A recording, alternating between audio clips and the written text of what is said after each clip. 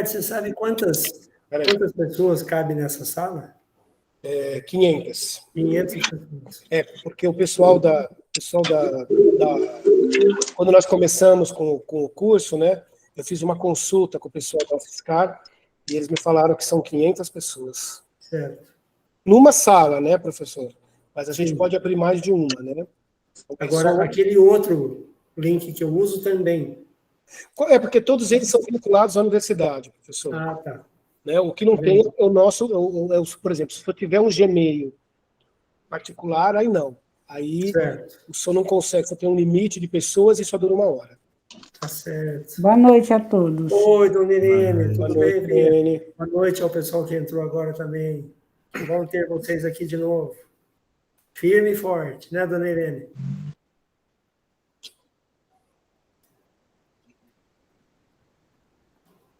A Mari, a Karen, a Ellen. Oi, Ellen. Boa noite, professor. Boa noite, pessoal. Boa noite, Ellen. Gente, vão escrevendo aí no chat, ó, autorizo a gravação. Daqui a pouco nós vamos começar. Que já está gravando. Oi, Mari.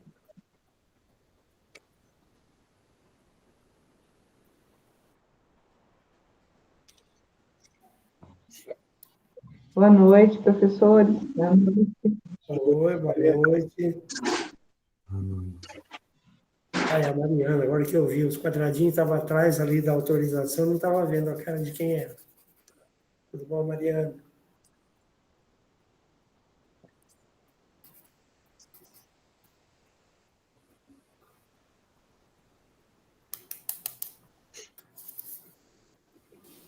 Só lembrando, hein, pessoal, para vocês instalarem, não, colocar autorização para mim ali, tá? Autorização de gravação, como a gente faz Isso. Toda vez, é importante.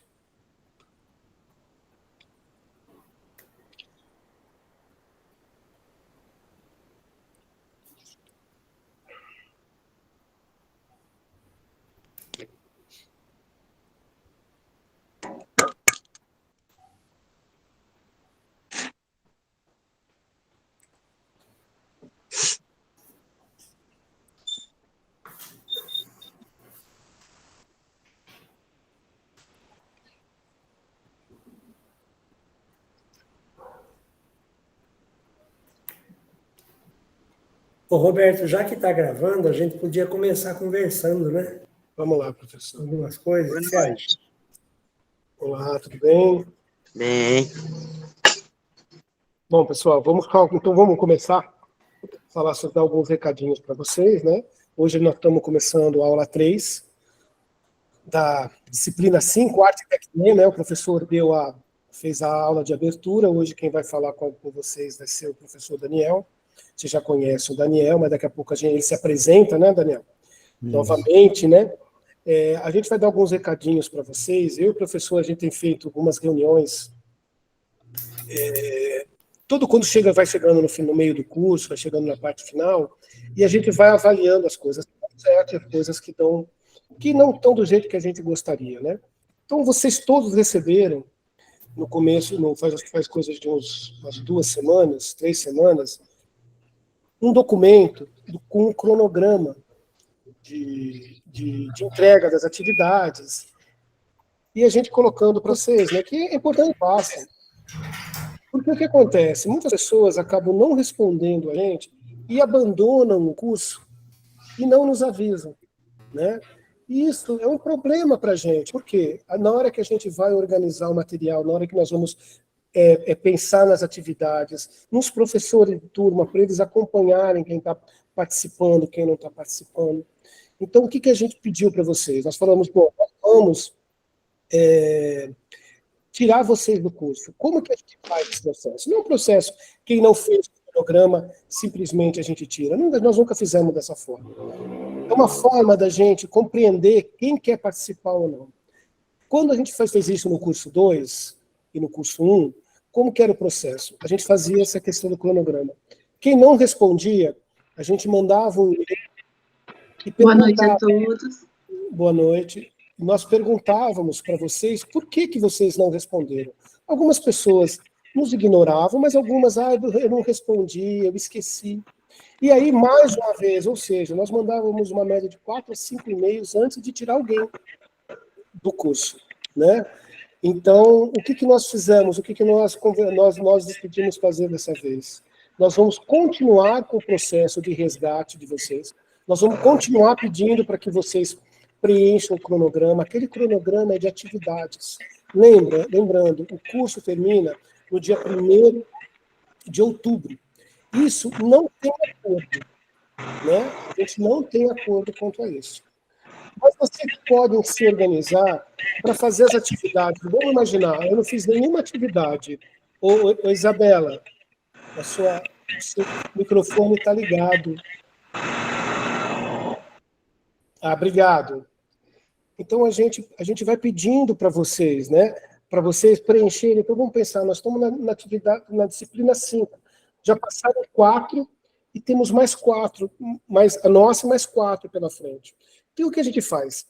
Tenta andar alinhado com a disciplina que nós estamos trabalhando e tenta resgatar as demais.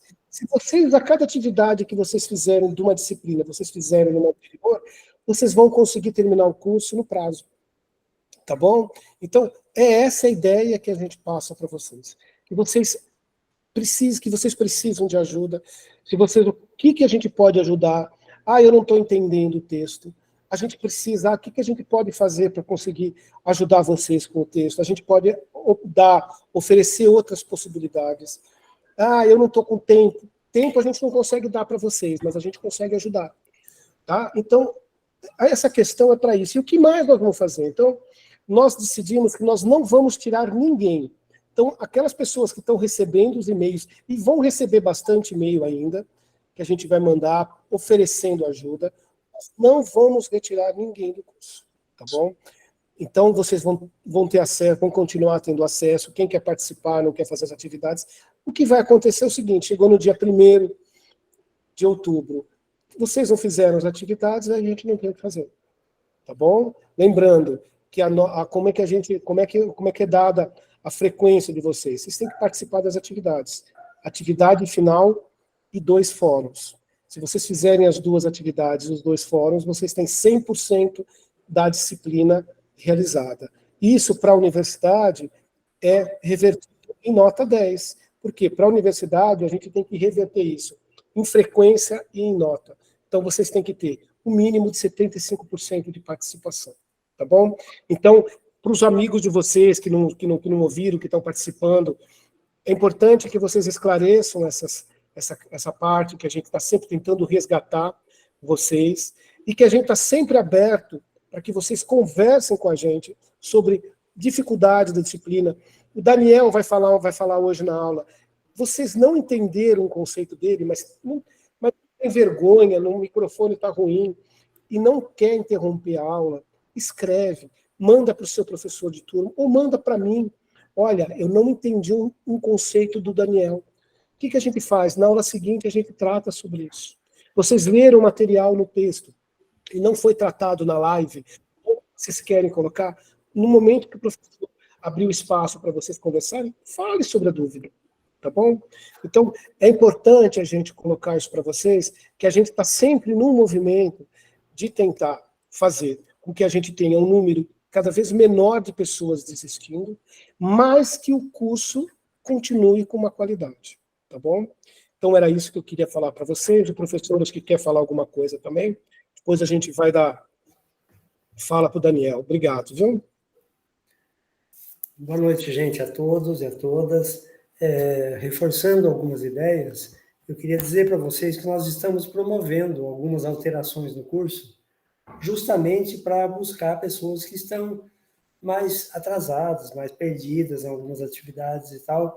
Como o Roberto já disse, nós não queremos perder ninguém no curso. Então, primeiro, não vamos retirar ninguém do curso. Eu estou bem atrasado, não tem problema nenhum. Nós vamos dar várias oportunidades para entrar, fazer algumas atividades e tal, e resgatando. Se quiser trocar uma ideia com a gente de como fazer um plano para recuperar algumas atividades, algumas disciplinas, também a gente está disponível para orientar, tanto os professores de turma, quanto nós daqui da coordenação também. Eu queria dizer outra coisa também, que vocês vão sentir uma alteração logo já no final dessa disciplina, nós vamos fazer uma alteração naquela atividade final. Aquela atividade final que ia ser um texto, na verdade, como foi nas outras disciplinas, nós vamos fazer uma alteração aí. Nós vamos apresentar 2 perguntas que podem ser respondidas no lugar da atividade final. Se você quiser escrever no formato de um texto ou no formato de resposta às perguntas que forem apresentadas, não tem problema, pode ser também, ok? Sobre o que elas vão tratar? Sobre as questões que foram abordadas aqui e, principalmente, como é que a gente pode levar o que a gente está estudando, conversando aqui, para a realidade onde a gente trabalha, entende? Então, eu gostaria de fortalecer essa ideia.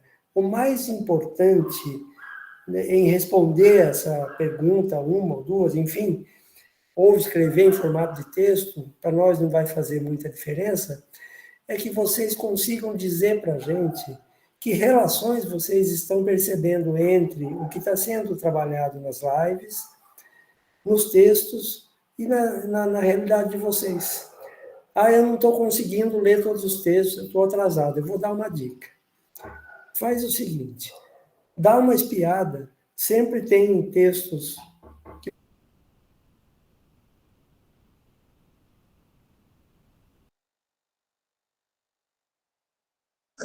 Professor, tá mudo o microfone do senhor. Nossa, gente, eu esqueci, o microfone fechou aqui, eu falando sem ver, desculpa.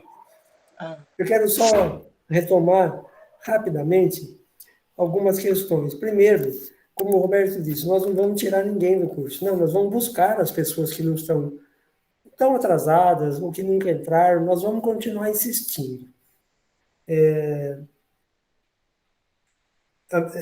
Vocês saberem por quê, deve ser, o Roberto eu não sei, mas eu sou filho da dona Sebastiana, a dona Sebastiana está vivinha, graças a Deus, tem 90 anos. Pensa numa velhinha teimosa. Então, eu não podia ser diferente. Eu vou teimar com você, e com você que está aqui, eu vou fazer outra teima, como se dizia lá em casa, na minha infância. Que você ajude a gente a buscar quem não está fazendo. Se você conhece, trabalha com você na escola, naquele setor, a pessoa está meio desanimada, está desistindo, eu estou muito atrasado, fala para não desistir não, fala para ela vir conversar com a gente, fazer um pequeno plano de recuperar algumas atividades, a gente vai dar umas dicas bem valiosas para elas conseguirem acompanhar o curso. Nós queremos que todo mundo consiga chegar ao final do curso. Veja, transformar atividades ou frequências em nota para atender a exigência da universidade de dar notas, porque o curso tem um histórico, tem disciplinas, as disciplinas têm que ter notas, é como eu disse para vocês desde o começo, desde a abertura. Fazendo a postagem de uma atividade, aquela atividade está cumprida. Claro, procure dar um pouco mais de qualidade ao que você escreve, um pouco mais, dialogue com a gente. A qualidade é o diálogo, entende? E aí nós vamos vencendo as atividades e colocando em dia. Se você conhece quem está atrasado e você não está, ajude a pessoa, dê dicas para elas. Mas prestem atenção que daqui para frente a gente vai fazer algumas alterações importantes no sentido de buscar resgatar, recuperar pessoas que estão atrasadas, que estão perdidas, e mesmo as que nunca entraram. Nós não vamos retirar ninguém do curso. Tá bem? Bom, acho que a gente já pode passar para o Daniel, né, Roberto? Ficou alguma outra questão que a gente não tratou? Acho que não, né? Não, professor, é isso mesmo. Falamos de tudo que tinha que fazer. Bom, Roberto, a palavra é sua. Eu vou tentar me comportar. O Roberto me conhece, mas ele sabe, eu interrompo, eu acabo participando mais do que eu devia, mas enfim. Mas faz parte, me comportar hoje. E antes da gente passar para o Daniel, né? Hoje eu estava conversando lá em Hortolândia com algumas professoras e todas, parece que é uma coisa unânime isso, né? todos têm alguma experiência, alguma vivência dentro da escola com a questão da arte. E isso é importante para a gente, né? Uma das perspectivas que a gente tem trazido, que nós fizemos do curso 2 para o curso 3, foi essa disciplina que nós não tínhamos, e a gente já está conversando de novo para a disciplina 4, como que a gente pode ampliar essa questão da arte. Então é importante que vocês, na hora que vocês se sentirem à vontade, que vocês quiserem participar, né? Estou dando alguns pitacos, né, Daniel? Vai ter que controlar esse povo falando, Daniel. É verdade. Mas é importante que a gente traga, porque a perspectiva do curso, é importante que vocês tragam a fala de vocês, não é simplesmente a universidade, a gente traz um pouco da teoria, mas a teoria não serve, basicamente, se a gente não conseguir entender vocês que estão dentro da escola, que estão com as crianças que estão trabalhando com isso. Então, é muito importante a participação de vocês, que não seja durante a aula, mas que vocês me escrevam falando de experiências, que vocês escrevam para os professores. Então, é um pedido que eu faço para vocês, tá? Então, quem vai ficar agora com vocês é o Daniel. Daniel é um professor de turma agora. Também, o ano passado, ele foi orientador. Ele fez mestrado e doutorado na educação. Hoje, também, ele é um pós-doutorando, né, com o professor Flávio também. É professor também da educação básica. É isso, Daniel. Quer completar alguma coisa? Fique à vontade. A aula é sua. Daniel, só um minuto, por favor. Eu não sei se vocês já conheciam, mas é que a gente teve uma aquisição, eu não gosto dessa palavra, mas eu vou usar na falta de outra. Eu vou pedir para a Cristiana falar um oi para todo mundo, que ela está vindo agora somar com a gente, assumindo a responsabilidade que era da Cláudia. A Cláudia, elas são de Santa Bárbara, lá da Secretaria Municipal de Educação de Santa Bárbara. A Cláudia foi aprovada num concurso para professor efetivo lá no UFSCar, vai ser minha colega de trabalho lá, e a Secretaria Municipal de Educação de Santa Bárbara atribuiu a função da Cláudia para a Cristiana. Você quer falar um oi, Cristiana? Abre aí o seu microfone, não sei se já tinha sido apresentada aqui, enfim. Boa noite, professor, obrigada. Boa noite a todos e todas. Boa noite. É um prazer estar aqui. Eu estou vendo algumas aqui que eu já conheço, que é da rede.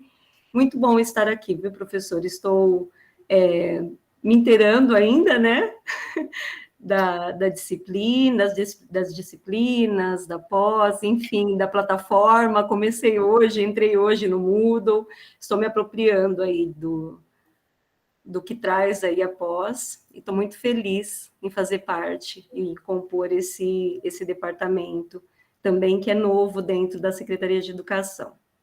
Obrigada, viu? Obrigado, Cristiana. Vocês que são de Santa Bárbara, podem contar com a ajuda da Cristiana, ela está vindo somar com a gente, nós estamos dando a ela todo o apoio necessário para que ela consiga entender o que nós estamos fazendo, qual é a nossa proposta e tal. E nós tivemos uma reunião em que eu conheci ela lá e senti ela com uma garra bastante grande para ajudar a gente a agarrar esse curso e levar para frente. Agradeço muito a sua presença aqui e também no trabalho com a gente. Então, mais um ombro aí para quem precisa chorar um pouco, procurar, não sei como é que faz, não sei, estou perdido, enfim. Aqui acho que não tem ninguém que não está perdido, inclusive eu. Então, fica tranquilo, gente. Nós estamos todo mundo aqui meio assim, entendeu? A Cristiana logo vai entender, essa questão e vai falar, bom, vamos sair nessa chuva, então vamos sair para nos molhar. Vamos lá, Daniel, é com você, filho. Obrigado. Obrigado, Cris. Bom, boa noite. Estou muito feliz e, ao mesmo tempo, preocupado com a responsabilidade, né? Mas, enfim, eu resolvi aqui de última hora, conversei com o Roberto, venho conversando com ele, né, nesses dias. Eu não ia fazer uma apresentação e depois eu resolvi fazer uma apresentaçãozinha, uma apresentação de slides, porque eu acho que ajudaria a tratar de alguns conceitos que estão perpassando o texto, né, o texto que eu propus, E também, nessa apresentação, eu tentei fazer um link maior com a prática, né, com o que a gente vivencia na escola, a relação nossa na escola com a questão da arte, da tecne, como que isso aparece. De onde que veio essa vontade de fazer esse casamento? Né, Daniel, só um minuto. Se apresenta um pouco, diz quem você é, o que você faz. Tá bom. Desculpa. Eu vou concluir esse raciocínio aqui, senão vai ficar perdido, e depois eu volto para apresentar. E aí, tentar casar um pouquinho com a questão da escola outra também, e com o que eu tenho vivenciado na escola. Bom, eu sou o Daniel, eu tenho graduação em pedagogia, especialização em educação especial, com ênfase em deficiência intelectual, fiz mestrado e doutorado em educação, e desde a minha graduação em pedagogia, eu venho estudando um pouquinho a questão do autismo na educação, na sala de aula, como que funciona toda a questão pedagógica do autismo na escola de educação especial, na educação básica. Um pouquinho antes da graduação, eu fiz Senai, né, aos 15 anos eu fiz o curso de Senai de eletricista de manutenção. Então, todas essas vivências, né, e algumas experiências vão delineando até o que eu me proponho hoje a apresentar para vocês. Atualmente, eu sou aluno, né, não sei, mas eu estou com o professor Flávio fazendo o pós-doutorado e também sou professor na educação básica, numa turma de segundo ano do ensino fundamental, que tem alguns alunos com autismo. Desses alunos, alguns têm diagnóstico, outros não. Por que eu falo que eu tenho alguns com autismo? Por conta do jeito que eles são apresentados, né? E aí, por que eu resolvo trazer... Eu vou trazer alguns exemplos, né, da questão do autismo para pensar na arte e a tecne. Por quê? Porque eu estou entendendo que, assim como a própria educação e a sistematização do conteúdo escolar, ela também é uma criação humana, eu vou entendendo que a produção da deficiência, ela vai sendo também fruto de um processo cultural histórico. Por quê? Porque são condições que a pessoa está sujeitada, que está ali sendo delimitada pelo tempo histórico que a gente vive. Então, a questão do uso demasiado de celular, de tablet, né, a falta de relação com o outro, enfim. E aí, a partir de todo esse contexto, eu quis pesquisar um pouquinho a mais sobre como que eu chego, né, nessa escola de periferia, que daí é a proposta do pós-doutorado. Então, como eu chego de volta nessa escola de periferia, que eu fui aluno, que eu também fui pesquisar, fazer a pesquisa de doutorado, e depois voltei como professor agora. Então, como que eu chego nesse lugar para trabalhar com...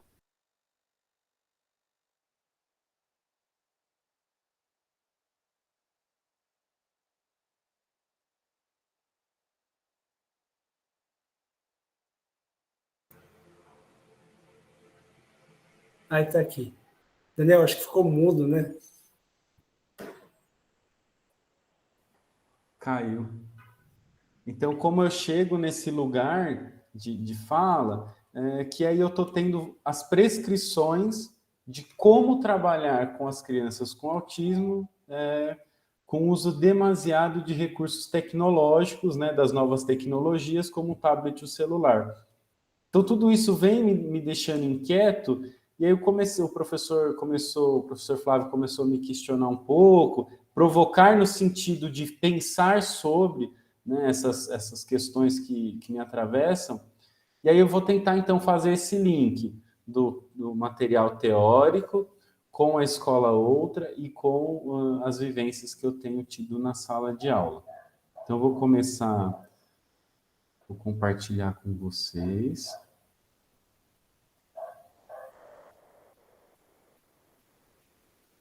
Tá aparecendo a tela toda?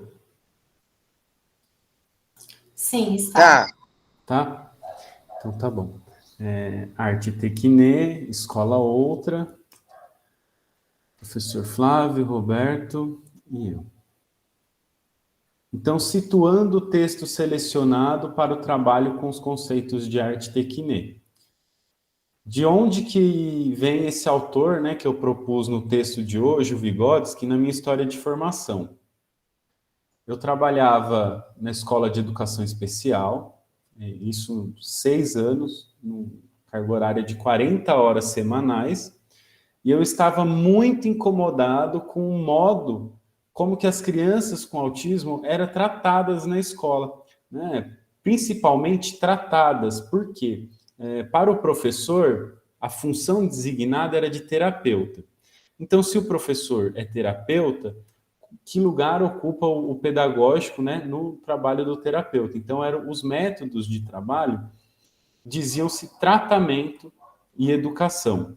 E aí, desse incômodo, eu quis pesquisar um pouquinho, fui atrás, entrei num programa de pós-graduação que tinha como referencial teórico, dentre outros autores, né, o Vygotsky. E aí, a partir do Vygotsky, eu estava numa escola toda engessada num método tradicional, né, e dizia o tempo de cada tarefa, o tempo que o aluno deveria permanecer sentado, quais as tarefas que o aluno devia fazer durante o dia, o método TIT. Então, a cada 45 minutos, esse aluno tinha que levantar, conferir as fichinhas, bem um método sistematizado, muito mecânico. É mecânico no sentido do aluno se tornar um robô, né, uma marionete, porque às vezes ele não queria levantar, mas ele tinha que levantar para conferir aquela fichinha e continuar fazendo o trabalho. Então, eu chego no Vygotsky a partir disso. E aí o Vygotsky ele começa a trabalhar um pouco alguns conceitos teóricos que vai ser diferentes da abordagem tradicional que eu estava ali e que me incomodava muito. Né? Eu comecei a pesquisar um pouco, comecei a entender a constituição humana, o papel da escola, entender também que Piaget, Vygotsky e Vallon, eles são autores que conversam, mas que são diferentes, né? Coisas que a gente vê muito na escola, os 3 autores juntos, como se fosse tudo a mesma coisa. E aí a gente começou a trabalhar, né, outros modos de sistematizar o saber para essa criança com autismo. Era um aluno severo, então ele queria se comunicar, ele se batia, ele chorava, ele arranhava o outro. E nós começamos a planejar tarefas como contação de história, histórias com fantoche, e aí comecei a observar outros tipos de comportamentos que esse aluno estava ali expressando na aula. Então, ele já não chorava mais, quando ele queria uma coisa, ele não batia. E aí a gente foi vendo que, à medida em que nós íamos atribuindo outros sentidos para as ações do aluno, esse aluno também ia se modificando. Mas quando eu chego no doutorado e eu começo a olhar o Vygotsky, né, principalmente quando eu vou ler a questão da psicologia da arte, quando ele vai fazer um levantamento maior sobre os autores da época dele, que trabalha com a arte, eu começo a me debater um pouco nesse campo teórico, principalmente quando o Vygotsky fala assim, olha, existem dois campos de saber aqui na minha época, a estética de cima, a estética de baixo. De um lado, né, nós temos uma visão teórica que vai considerar extremamente o social e extremamente o sujeito. E de outro lado, nós temos a reprodução do que seria uma apreciação estética e a questão da própria arte. Seriam as teorias reprodutivistas, né, que estariam ali no campo da educação, da arte, em todo o sistema de organização da sociedade. Então, eu resolvi, a partir dessas leituras que eu tenho, tentando voltar para a questão do referencial que a gente tem aqui na Escola Outra, tentar compreender com vocês um pouquinho o que seria arte e tecne do ponto de vista histórico. Então, arte e tecne, eu coloco que são conceitos, né, ou conceito, que perpassam, quiçá, todos os saberes. Como assim são ou é conceitos? Porque quando a gente olha para a questão da arte da tecne, historicamente, eu tenho me defrontado com alguns trabalhos que vão dizer assim, arte e tecne, eles são ali, em sua constituição, verossimilhantes, termos verossemelhantes, mas eles vão conforme o referencial teórico, eles vão se transformando, a própria compreensão de arte de tecne vai sendo transformada pela própria história e pela própria cultura. História do tempo e a cultura também deste tempo histórico. E aí eu fiquei pensando, né, como introduzir essa temática aqui no debate, que ela nos toca e parece afetar o funcionamento da escola. Por quê? Na aula passada, nós estávamos falando sobre a arte, e aí parecia, né, a priori, que a arte era exclusivamente... Cecília, o microfone está aberto.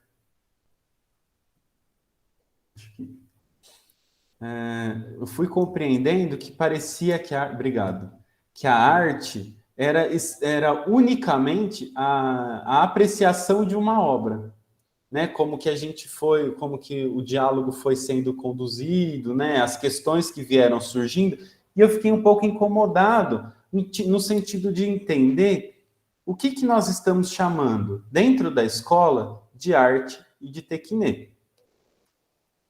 Então, rapidamente, o próprio termo arte ajuda bem pouco, reconhece o historiador da arte, Salvatore.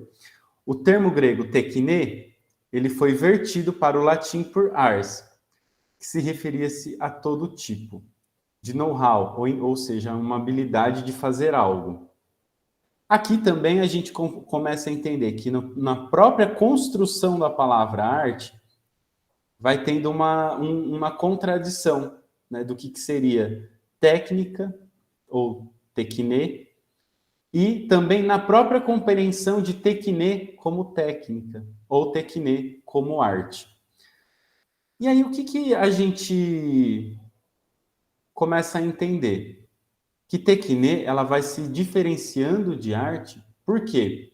Porque assim como o artesão, o arquiteto e o pintor têm tecne, o professor também.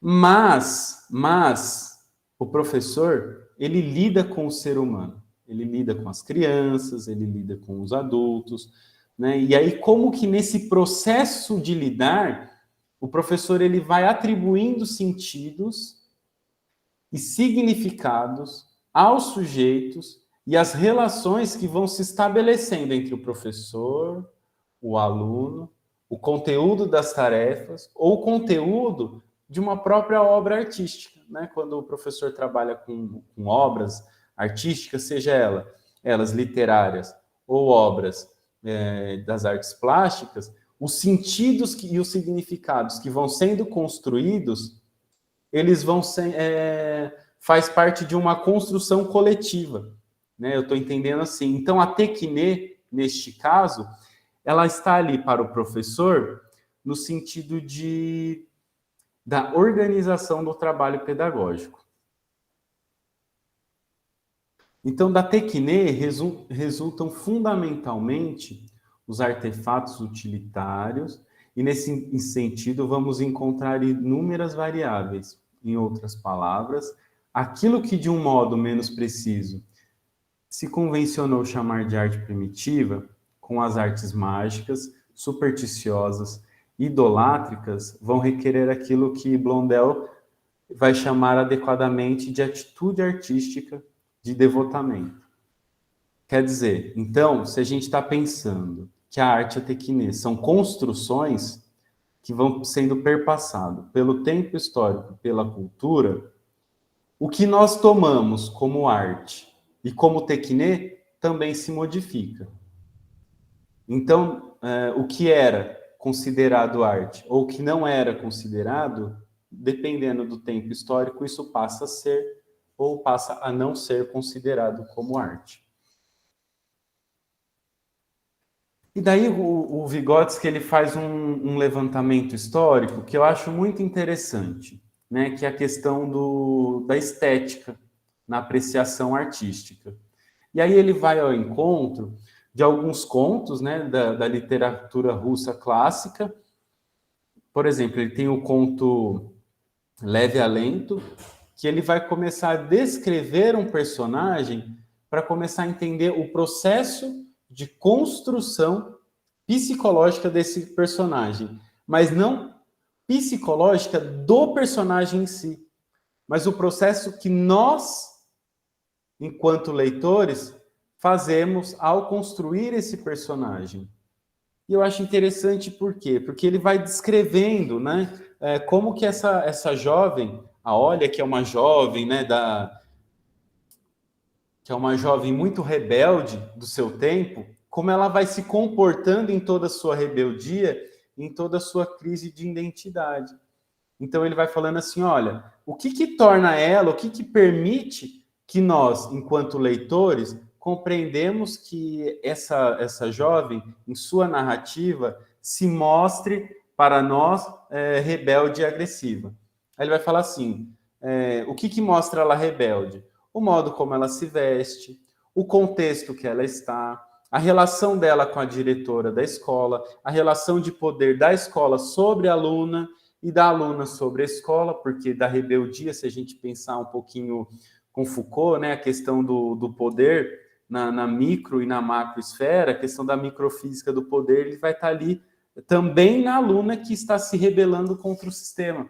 Né? Então, assim, que parte que o poder que a escola prescreve e que parte que, ao subverter, ela também detém um poder, né? Um certo tipo de poder. E aí a gente vai começando a entender assim, bom, se a personagem ela vai se constituindo e ela tem esses traços, né, que ele vai chamar de drama do desenvolvimento, esse drama todo, que é o conflito entre o ser e não ser, como que a gente vai entender isso na escola? E aí, para começar a explicar um pouquinho, ele vai falar assim, olha, existem aqui na minha época, né, a estética de cima e a estética de baixo. E aí ele vai falar assim, os primeiros estudos teóricos sobre a arte olhavam do ponto de vista estético. E aí ele denomina 3 tipos. A estética a partir de cima, a estética a partir de baixo e a de baixo para cima. A estética a partir de cima, em que imperou o dogmatismo platônico, assente no idealismo metafísico. A estética a partir de baixo, que, ao contrário do legado platônico, tentou pensar a estética da mesma maneira que se entendia o desenvolvimento de qualquer organismo humano pelo método experimental, partindo da análise do real para chegar a leis universais. E a estética de baixo para cima, considerado por essa escola como a única possibilidade de garantir a ciência estética e a universalidade e a credibilidade científica porque tanto ansiava. Então, dentro desse movimento, o Vygotsky vai falando assim, olha, tá vendo? Existe todos esses pontos, esses ideais, né, filosóficos sobre a questão da estética. Mas eu não estou me enquadrando neles. Porque eu discordo que é de cima para baixo, eu discordo que é de baixo para cima, e eu também discordo a questão a partir de cima. Ele está falando assim, olha, eu quero um outro movimento. Só que veja, quando ele quer outro movimento, né, os próprios estudos que ele vai analisando vão conduzindo ele por uma ciência que a gente pode chamar também, né, de hegemônica. Porque na escola nós temos as teorias hegemônicas, que nós podemos pensar que é toda aquela história, a escola tradicional, né, feita e estruturada a partir da psicologia. Então tem os métodos fonéticos de alfabetização, a silabação, na hora de uma produção artística da criança, ou uma produção literária, artística literária, é feito tudo a partir de prescrições.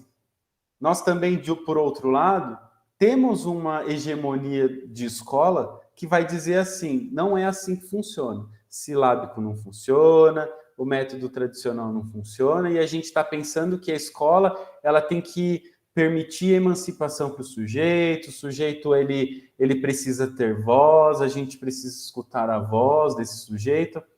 Só que quando faz isso, essa outra escola, né, que a gente pode pensar até na própria questão mais crítica da educação, ela também vai se tornando hegemonia. Por quê? Porque vai silenciando, né, por mais que seja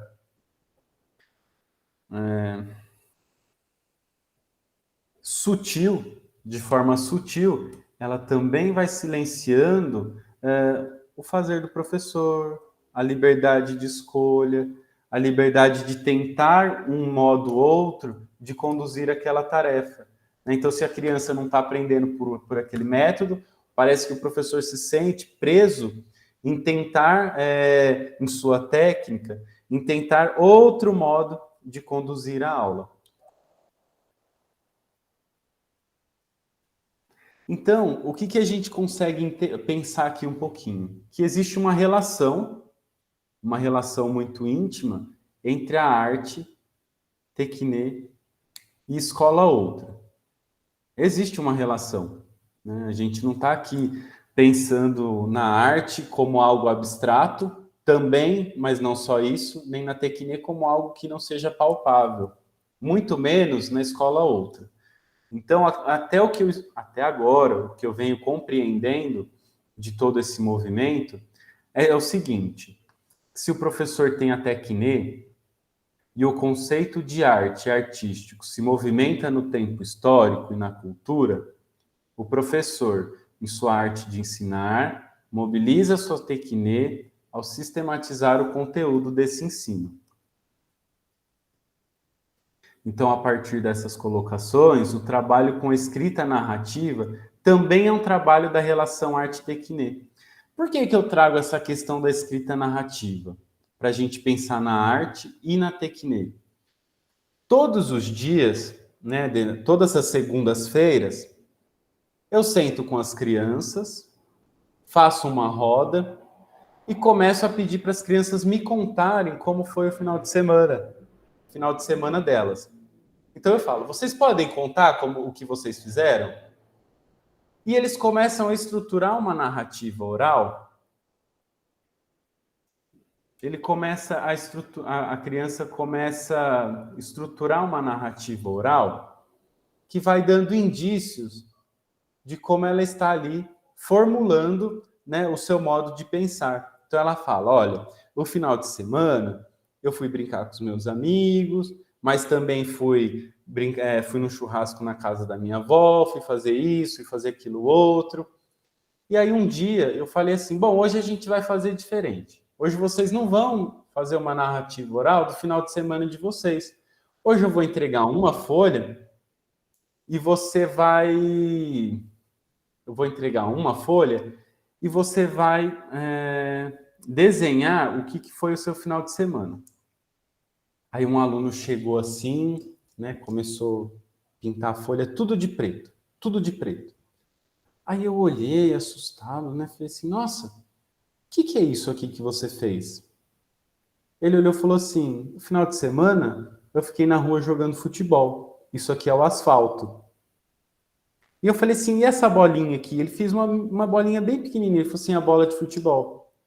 Então veja, do ponto de vista, né, tido o que é arte, né, o que seria arte?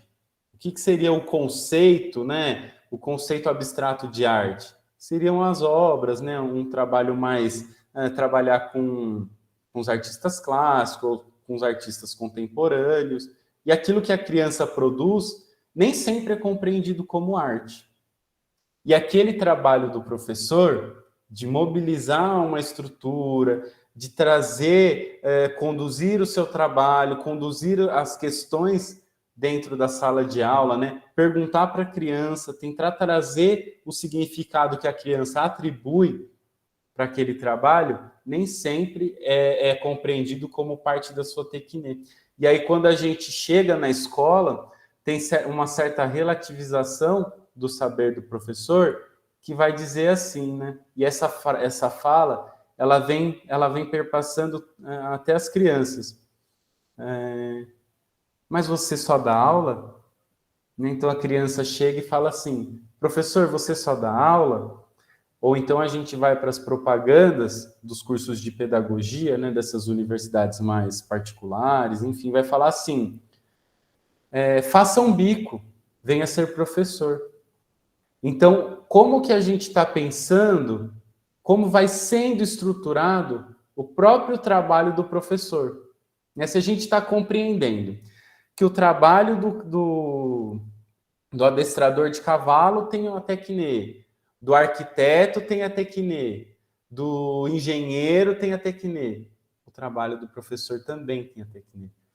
A questão do planejamento das ações de sala de aula. Tanto o planejamento que ele coloca no papel, quanto o planejamento que ele precisa fazer ali durante a própria situação.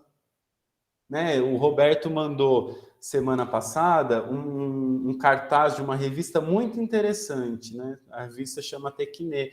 E aí tem lá o problema que os arquitetos precisam solucionar dentro da sua Tecne, da estrutura de piscinas, piscinas na sacada dos apartamentos, e como que eles deveriam solucionar para o prédio aguentar, tanto em estrutura, quanto em estética, o peso da água nas sacadas. Professor? Desculpa interromper, eu queria aproveitar que a Michele colocou uma pergunta e algumas pessoas talvez estejam com essa dúvida. Quando nós trazemos aqui, o Daniel está trabalhando muito bem essa questão, e lá um pouco no começo, eu estou anotando várias coisas aqui, ele trouxe a questão da estética, e ele está trabalhando ela. Vamos dar um passo atrás um pouquinho. O que é a estética?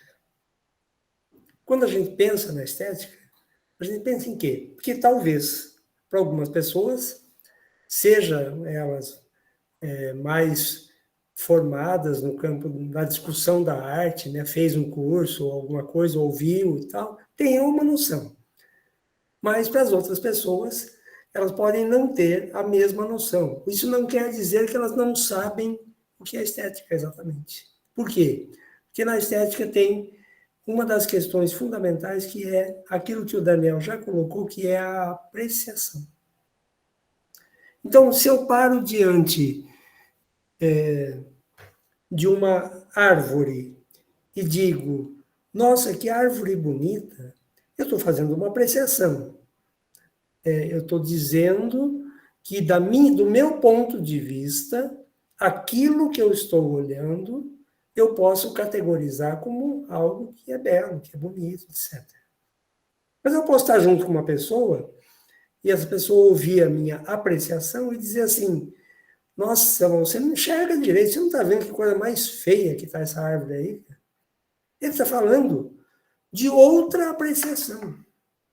E não é nenhuma das duas a certa e a errada. Quando a gente pensa na arte, não dá para pensar no certo e no errado. Porque o certo e o errado, ele limita a nossa capacidade de pensar. E a apreciação faz exatamente o contrário.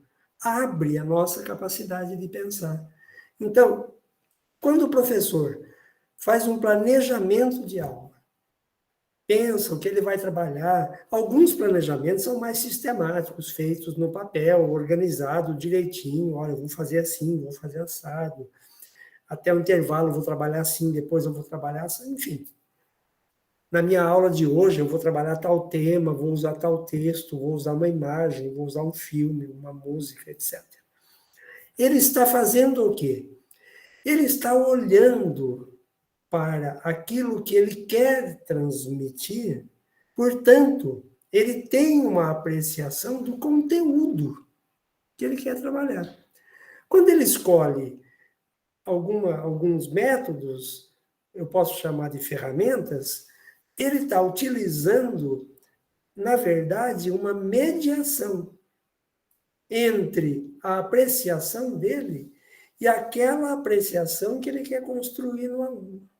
Então, nesse sentido, a arte está presente em qualquer sala de aula, em qualquer momento. E mesmo quando dá errado, como eu disse aqui, o certo e o errado não fazem muito sentido do ponto de vista da arte. Se o professor fizer uma avaliação do que não saiu do jeito que ele queria, e ele diz, isso deu errado, também é uma apreciação que ele poderia refazer. Se ele tiver uma perspectiva artística para olhar para aquilo que ocorreu, ele vai descobrir que a realidade da sala de aula, naquele dia, naquela escola, com aquelas crianças, ela é maior do que a capacidade dele de planejar, por melhor professor ou professora que ele seja. O que tem que mudar? O que tem que mudar é a apreciação. Então, eu estou gostando muito da forma como o Daniel está conduzindo, dessa forma tranquila e tal. Os conceitos são complexos, porque o conceito é complexo, gente. Mas a gente precisa, sabe, jogar o conceito em cima da mesa e fazer uma dissecação dele, e pôr para fora e dar exemplos. Então, vamos combinar uma coisa? Conhecendo a arte, o princípio da arte ou não e tal, todos nós, de uma maneira ou de outra, utilizamos da Tecne na nossa vida. Na escola, no trabalho, na hora de fazer compra no supermercado, na hora de namorar, na hora de fazer qualquer negócio. Por quê? Porque em tudo que nós fazemos, entra algum tipo de apreciação. Antes, durante e depois. Então, eu não estou querendo resumir a Tecne em apreciação. Estou querendo dar uma pista de leitura para vocês entenderem um conceito que não é, de fato, um conceito simples de entender. Mas para você começar a entrar nesse caminho e começar a pensar, então, tudo que eu faço tem essa tal de Tecne? Tem. Vai lá, Daniel. Obrigado, professor.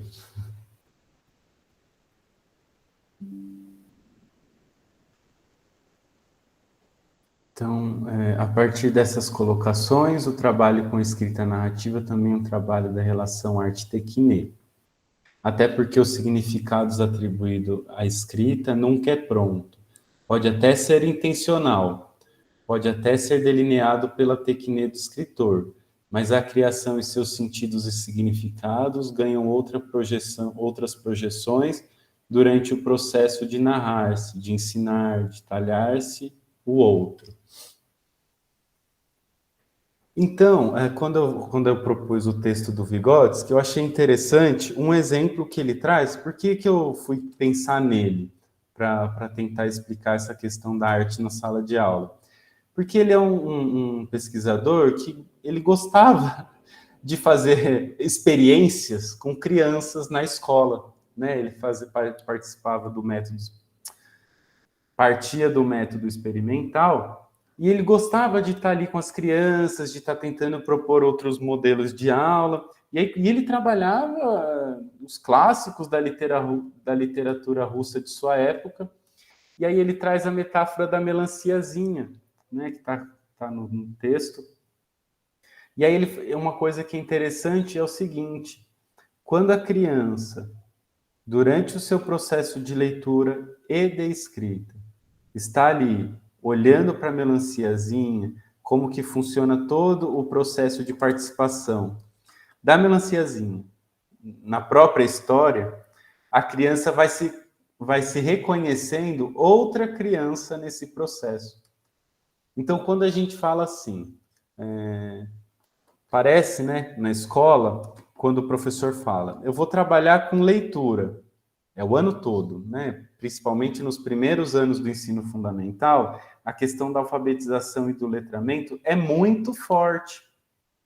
E parece que só tem ali, nos métodos de alfabetização e letramento, se é escrita silábica com valor, se é alfabética, se é pré-silábico, se é silábico alfabético, enfim. E a gente, no processo pedagógico, entra tanto dentro dessa caixa das fases da escrita que nós não estamos olhando atentamente, não estamos apreciando o que a criança, em que momento ali, o que está acontecendo durante essa faseção de tarefa pela criança, durante a criança contar o que ela está vivenciando.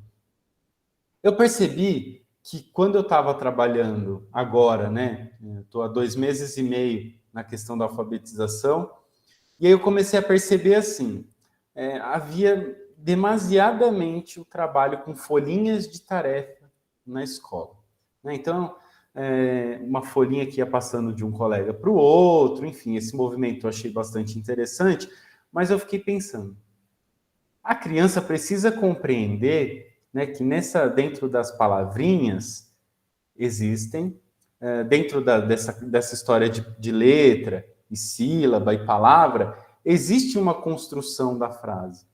Existe uma construção da ideia que ela quer passar.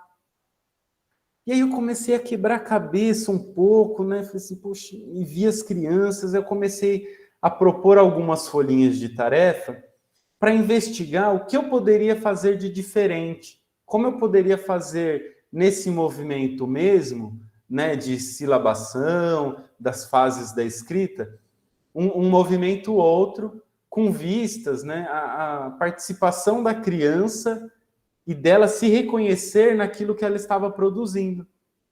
E aí eu falei assim, poxa, mas o que eu preciso fazer? Aí, como eu apliquei algumas vezes as folhinhas, né, que as colegas vieram entregar, e falei assim, não, eu preciso fazer isso porque tem uma relação de poder aqui nessa escola, que eu sou professor novato, e eu também preciso compreender nesse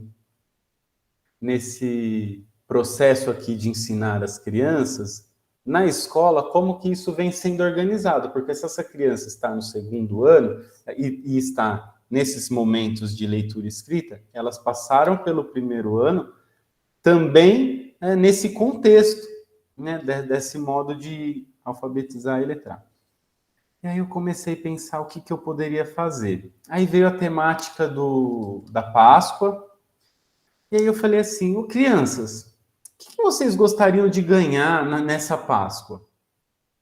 Ah, eu gostaria de ganhar um chocolate tal, eu gostaria de ganhar um videogame tal. E eu comecei a planejar o seguinte, já que eles sabem narrar, eles vão narrando, né, uma frase, um texto o tempo todo, eu sugeri que eles escrevessem bilhetes para os pais, dizendo o que eles gostariam de ganhar, né? E onde entra a Tecne nesse processo? Então, como que eu poderia explicar a minha Tecne e a minha intencionalidade nesse trabalho? Comecei a pensar que quando a criança está se narrando e quando ela tem um destinatário, acontece uma coisa nesse processo pedagógico, uma motivação. Né? O que mobiliza a criança a escrever um texto, escrever um poema, a escrever uma poesia, né? Simplesmente do nada, assim, né? Então, precisava ter um destinatário. Eu faço algo para alguém, principalmente nesse processo inicial da escrita da criança. Ela precisava se reconhecer no texto. Então, eu peguei uma sulfite, cortei em 4, e aí comecei a pensar o seguinte, nesse pedaço pequeno, a frase da criança, se for uma frase, vai parecer um parágrafo. Então, ela não vai escrever uma palavrinha solta, 2 palavrinhas soltas. Ela vai começar a escrever uma frase, e dentro dessa frase vai ter uma estrutura, porque vai ser condensado. E ela vai ver essa produção. Ela vai apreciar a própria produção. E quando ela vê que ela escreveu 3 linhas, 4 linhas, que poderia ser uma linha do caderno, ela vai pensar, opa, eu também consigo escrever alguma coisa. Porque as crianças vêm muito o tempo todo dizendo, eu não sei fazer. Só que chega uma hora que esse não saber fazer parece que se torna um esconderijo para que ela possa aprender. Ela se esconde atrás do não saber como justificativa. E aí as crianças começaram. Eu gostaria de ganhar um videogame. Eu gostaria de, no celular, ter tal TikTok. Aí uma criança escreveu assim: olha, se você não me ama, então não me liga. Que é uma música que está fazendo sucesso no TikTok, aí, nessas coisas que eles mexem. É até além da idade deles, mas que eles mexem. E eu falei assim, essas crianças sabem também. Mas será que a escola está aberta para o que as crianças sabem? Né? Então, fiquei pensando que quando eu propus essa atividade e organizei dessa forma, eu estava ali escutando o que essa criança estava. Mais do que escutar, eu estava apreciando o que ela estava dizendo. Por mais que em alguns momentos eu tenha tido um julgamento, né, de valor no que diz respeito a: será que essa produção, né, é de fato uma produção? Mas Mariana quer falar. Eu gostaria de saber como que foi para o seu grupo, tipo, você trabalhando dessa forma. A aceitação foi ok? Eles também, tipo, buscaram trabalhar a mesma coisa, ou parecido? Como que foi a aceitação da gestão e dos colegas? Então, a gestão da escola já é a segunda gestão desde o começo do ano. Começou em fevereiro, março, abril, e a gente já está com a segunda gestão na escola. Então é aquela história, a gestão está muito perdida em toda a burocracia da escola, e a gente está, literalmente, hoje nós tivemos reunião e a gente falou que a gente está se sentindo abandonado. Bom, então, se a gente está abandonado, o que a gente pode fazer dentro desse sentimento de abandono que nos aproxima, né? Que nos aproxima e que aproxima os professores. Desde o começo, eu tentei propor situações, né, nas quais eu conseguia juntar a turma. Eu queria juntar e trabalhar junto. Então, comecei, gente, eu vou levar o violão, vamos juntar a turma? Senti uma resistência. Gente, eu vou levar o saxofone, vamos juntar a turma? Senti uma resistência. Gente, eu vou levar o violino, vamos juntar a turma? Senti uma resistência. E aí, o que eu comecei a fazer? A trabalhar com as folhinhas que elas trabalhavam. Eu fui tentar entender como que funcionava a organização. E aí, um dia, elas começaram, você tem usado as folhinhas? Eu falei assim, eu tenho mandado como dever de casa. Ah, você usou a folhinha? Que legal! Eu falei, eu usei a folhinha. Nossa, que legal, então eu vou te dar mais, tá bom? Eu falei, tá bom. E aí eu comecei também a propor outras coisas. Gente, eu estou trabalhando com mercadinho. Vocês podem levar descartáveis? Pode, a gente pode. Começou, então, um movimento de tentar não impor, não prescrever o trabalho, mas de tentar convidar, né? Convidar. E aí, assim, eu senti muita resistência, porque eu sou um professor novato na escola, como a própria coordenação sempre frisa, eu sou um professor novato na escola, mas eu tentei enxergar ali o que elas estavam enxergando e participar do que elas estavam participando.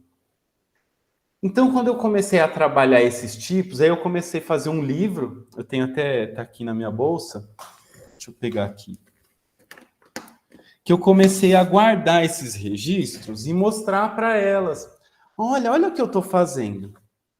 Então, são as primeiras, as produções das crianças, né?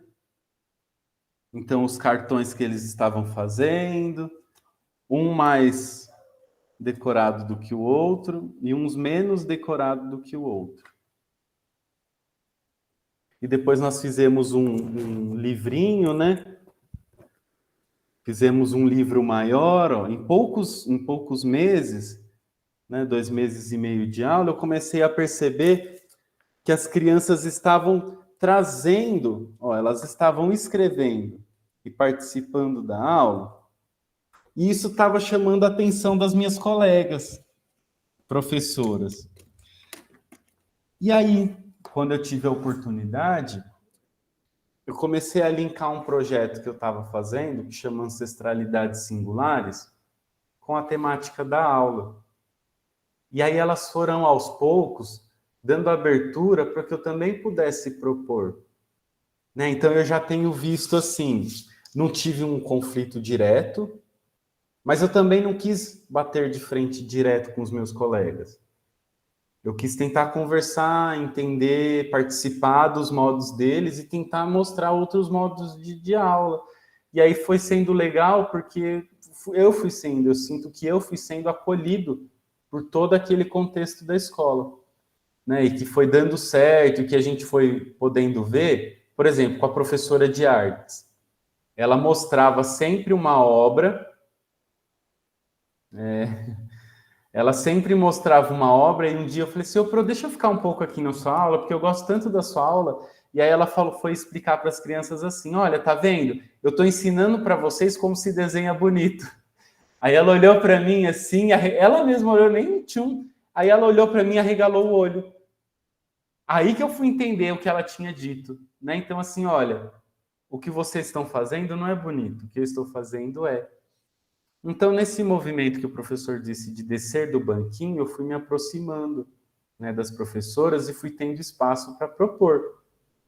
E foi sendo legal, porque eu tenho visto, né, que as folhinhas já não faz tanto sentido.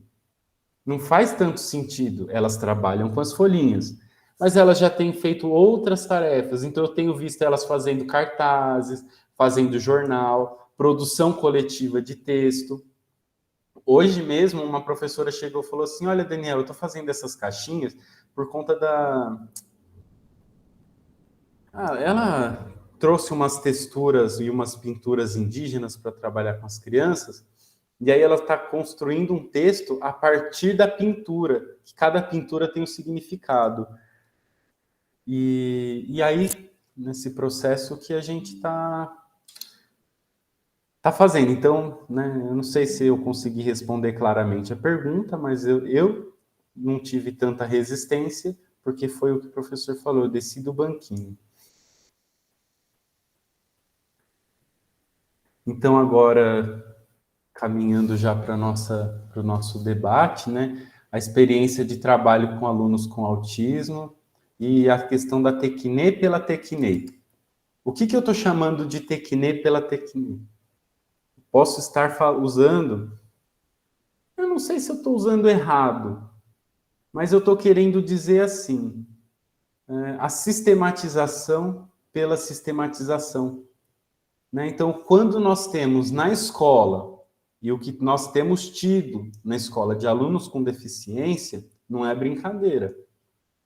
É um número altíssimo. Por exemplo, a questão do autismo, que eu venho olhando já há algum tempo, há uns 13 anos que eu estou acompanhando, o que a gente tinha de 200 mil casos, hoje nós temos mais de 2 milhões de crianças com autismo no Brasil. E o que nós temos tido na escola como referencial pedagógico? Os métodos sistematizados, né? A técnica pela técnica, o modo de fazer por fazer. Que nesses métodos, por exemplo, o método ABA, né? O método TIT, o método ABA, que é pareamento de figura, o método TIT também, que é pareamento de figura, que acaba substituindo a fala. Então, mas o autista não fala. Será? Será que a pessoa com autismo não fala? Ou a gente simplesmente pega isso e acaba planejando nossa aula a partir do que a gente acha que é certo, porque nos é imposto?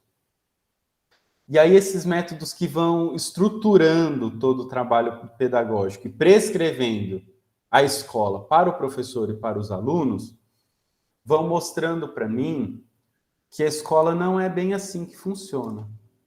Tanto a escola de educação especial quanto a escola básica. Por quê? No contexto da escola de educação especial, os avanços que nós tivemos com o trabalho com a música, com teatro de fantoche, com tentar olhar para aquela criança, aproximar-se da criança com autismo severo como um outro humano, foi nos mostrando que a escola precisava ser repensada. Né? Mas não estruturar um ensino e dizer, olha, é assim, assim, assim. A outra escola que a gente quer é assim, assim, assim. Não, não é isso. Eu também não sei qual é a escola outra que eu quero. Né? Mas eu gostaria, sim, que pelo menos nós enxergássemos a criança como um ser humano, né? O professor como um profissional, né? Que ali também tem a sua tecne. A criança também tem a sua tecne. Também tem sua apreciação estética, né? E quando eu vou fazendo o trabalho, por exemplo, com música, vou percebendo que as crianças elas vão participando, né? E tentando entender, por uma curiosidade, como que funciona o instrumento, né? E como que isso vai mobilizando a criança a pensar outros modos de aula. Então, assim, foi uma escola que eu cheguei e a escola estava estruturada de forma que permitisse eu trabalhar música? Não. Foi uma escola que eu cheguei e estava estruturada de modo que eu conseguisse trabalhar alfabetização e letramento a partir do interesse das crianças, da troca entre elas, de ouvir? Não, não era essa escola. Mas eu fui fazendo aos pouquinhos, né, a partir do que eu já tinha lido na teoria, da experiência com as professoras de Hortolândia que eu pude orientar, que elas mais me orientaram do que eu orientei elas, porque eu aprendi muito, né? Eu aprendi muito com elas. Então, assim, fiquei pensando, né, que escola outra é essa que eu quero? E como eu chego nessa escola outra? Né? O professor Flávio colocou, a escola outra não vai cair do céu, prontinho para trabalhar nela. E olha, professor, eu tenho visto que às vezes a escola outra é a sala outra. Eu estou fazendo esse trocadilho, mas para tentar deixar ilustrado, né? Que é a sala outra, porque é a gente ali, na nossa sala, na nossa porta fechada, fazendo pelas nossas 32 crianças, dentro das nossas condições de trabalho, né, fugindo ao que é posto e como os fatalismos, né? Nem sei se essa palavra que tá. Então é isso, as não definições, né, uma escola outra para pessoas mesmas. Como que a gente vai colocando, como que a gente vai pensando uma escola outra se nós somos os mesmos? Né? Como diz a música, nós ainda somos os mesmos e vivemos com os nossos pais. Então, né, que escola é essa? Que professor é esse? Que aluno é esse? Que uma coisa muito interessante também a pensar é pensar no aluno, porque existe professor outro, existe escola outra, num aluno mesmo? Por que eu estou falando aluno mesmo? Semana passada, eu substituí numa turma de 5º ano, a semana inteirinha. E aí eu falei assim, bom, produção coletiva, 5º ano escreve, 5º ano faz um monte de coisa legal. Falei, turma, vamos fazer um jornal? Fizeram um bico desse tamanho. Ah, professor, fazer um jornal, ou seja, criar, imaginar, representar, não, eles não queriam. Sabe o que eles me pediram? Ah, a outra professora que ficou aqui era bem legal, ela encheu a lousa e a gente copiou. Esses alunos, eu estou entendendo até agora que esses alunos são mesmos, porque eles são frutos de uma escola mesmo. Então, veja, eu estou entendendo, né, falando aqui com vocês, que o trabalho com a escola outra não é só em nós. É também um trabalho com os alunos. Porque eu tenho a impressão, às vezes, que os alunos não têm conhecimento do que eles podem fazer dentro da escola. E eu estou dizendo fazer pedagogicamente, dentro da escola. Parece que a folhinha é o único caminho, parece que copiar da lousa é o único caminho. E aí eu fui pedindo, né, depois que nós terminamos toda a questão da produção do jornal, como eu fiquei uma semana, Falei assim, a gente vai produzir o jornal, quando eles acabarem, eu vou pedir uma redação, já que eles gostam de escrever. Aí eu falei assim, gente, contei uma história, mostrei um vídeo da Europa e pedi para eles, mostrei a Europa, porque eles falaram que nunca tinham saído do Brasil e que também não queriam sair porque é caro.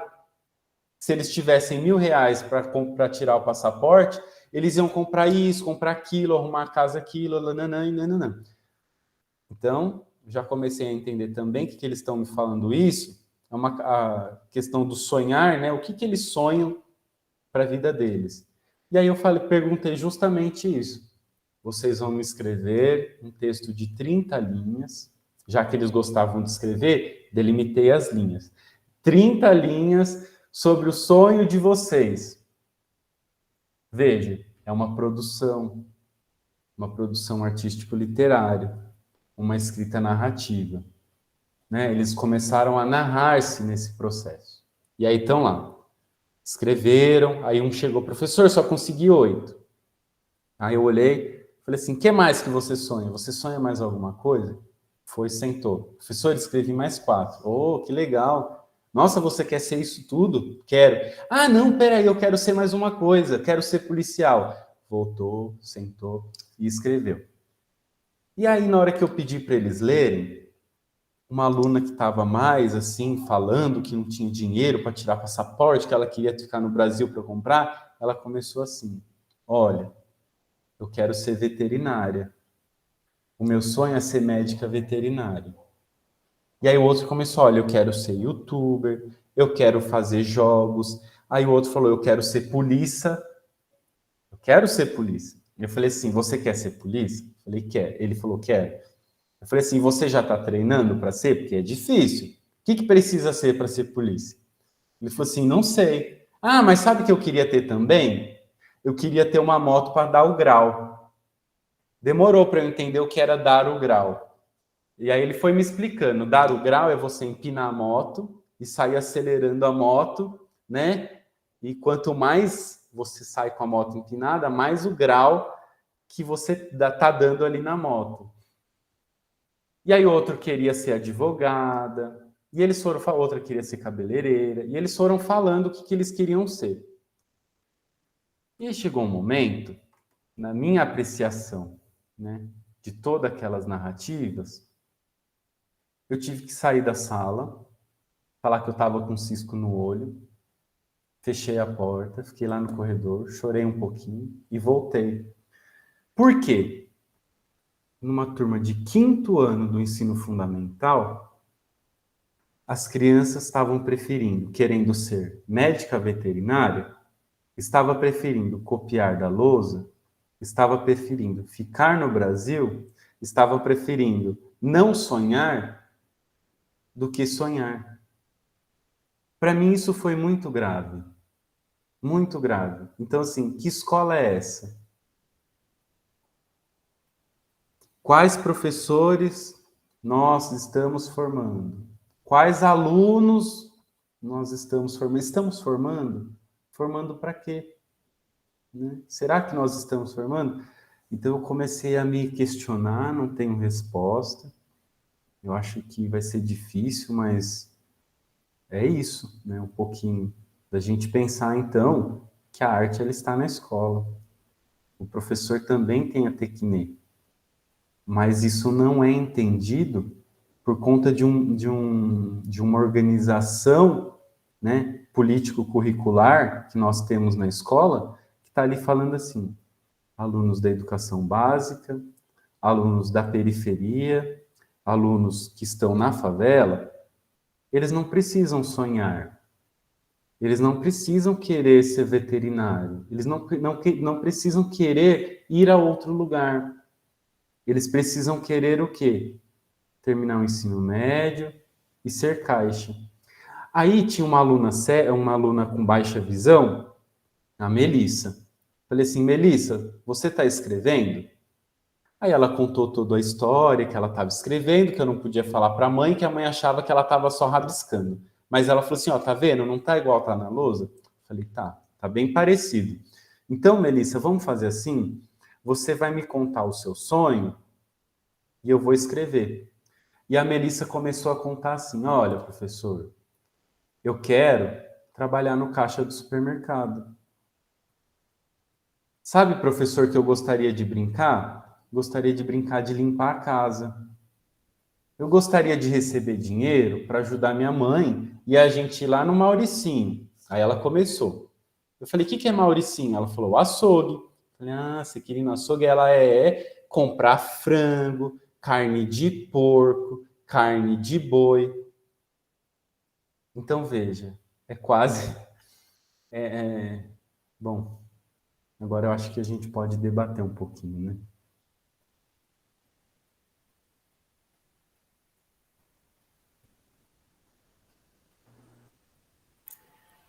Depois que você deu nó na garganta de todo mundo, agora você quer que o povo fala, né?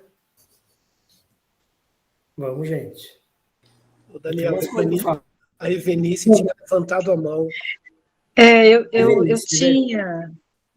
É que assim, ó, ele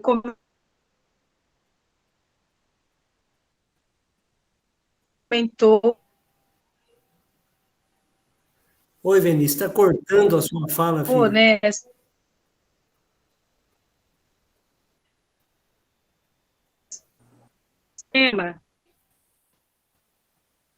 Não deu para te ouvir, Vinícius. Você vai precisar retomar, porque cortou toda a sua fala. Tá, vamos Desculpa. tentar, peraí. Evenice, vê se você consegue desligar a câmera, talvez não puxe tanta internet, daí você consegue falar. Não sei, só uma dica, gente. Desculpa aí. Tá, ó. Estão me ouvindo agora direitinho, sem corte? Isso, agora está Sim. dando para ouvir. Tá. Beleza. Obrigada, Kátia. Então, quando a gente falava, até foi uma coisa que eu já comentei semana passada, porque assim, na minha proposta é um profissional outro, porque a gente precisa começar daí, um profissional outro, para a gente chegar no objetivo maior, que é a escola outra, né? Então, assim, o profissional, em todos os sentidos, tanto o professor, né, como o pessoalzinho da cozinha, o pessoalzinho daqui, que dão apoio, enfim. E aí, é o que eu falei semana passada, até na angústia da Kátia, porque, assim, eu entendo que enquanto tiver pessoas como nós aqui tentando, como nós aqui buscando, como o Daniel, que vai, tenta de uma forma, não dá, né, de repente, tenta se encaixar no sistema que está imposto, e ao mesmo tempo vai por algum caminho, buscando algum outro recurso para atingir essas crianças, a gente consegue, né, claro que chegar, né, no foco principal, que é a escola, e por que não, de uma forma geral. Essa outra coisa que eu queria comentar é que ele falou, né, das crianças autistas, tudo, e de falar, não falar, e da arte, da música e tal. E eu me lembrei de uma mãe que chegou para mim, foi esse ano, foi uma coisa recente, e o filho dela é autista. Ela me falou o grau, agora eu não me lembro, mas ele é autista, já assim, bem... E não falava, tal. E ela, com a música, ela cantava para ele. E ela falou assim, e ela começou a se emocionar, porque ela falou assim para mim, olha, ninguém acreditava no que eu estava fazendo. Ninguém queria, né, assim, de uma certa forma, falar, é bobeira, por que você está cantando? Ele não vai falar. Enfim, e um dia ele cantou com ela uma música que ela vinha cantando para ele. Então ela falou assim para mim, ela me mostrou, ela filmou tudo, ela falou assim para mim, olha, isso é muito pequeno, mas ele conseguiu. Eu falei, não é pequeno, isso é uma grande coisa, porque ele está falando. Ela falou assim, mas me falaram assim, mas não está falando direitinho. Eu falei, não interessa, é o primeiro passo, é assim, né? Então, assim, a educação, de certa forma, a gente vai caminhando, às vezes, lentamente, tem coisa que é lento, mas tem aquele progresso, né? Tem aquela... hoje eu compartilhei também uma outra coisa, assim, ele falou também da menina com deficiência visual, eu tive esse aluno, que é um aluno que me emociona até hoje, que eu falo que eu achava que eu estava preparada para ele, mas ele mais me ensinou do que eu ensinei ele, né? Então, assim, a educação, e eu vi que mudei a vida dele de alguma forma, sabe? Que esse ano, quando eu vi ele andando de kart, um menino deficiente visual, porque eu lembro que eu sempre repetia assim para ele: você pode tudo que você quiser, porque você pode. Então, assim, era o encorajamento, né? A gente precisa de mais pessoas assim, que encoraje, que acredite no aluno, que mesmo que seja, né, de uma forma, sei lá, né, de repente é lento para um olhar, mas é grande para outro, que a gente consegue chegar na nosso objetivo maior, que é a escola outra, né? É isso. É assim, desculpa, porque assim, o que ele falou, sabe, esse emocionalmente já meio que me abalou, e eu lembrei desse aluno, dessa situação, dessa mãe chorando, me contando. Então, assim, eu acabo me atropelando porque foram muitas coisas ao mesmo tempo. Mas, assim, eu acho que é isso, sabe? Não tem como a gente também trabalhar a educação sem deixar a nossa emoção em algum momento ali junto com a gente, porque não tem como separar as duas coisas, eu acho, assim, sabe? Aí, sei lá, gente, desculpa, mas é que eu achei forte o que ele falou, e eu assim, me emocionei mesmo. Obrigada, viu, Daniel? Obrigada por ser esse profissional, obrigada por acreditar, porque enquanto tiver pessoas acreditando, a gente acredita e vê que tem esperança mesmo, que a gente consegue.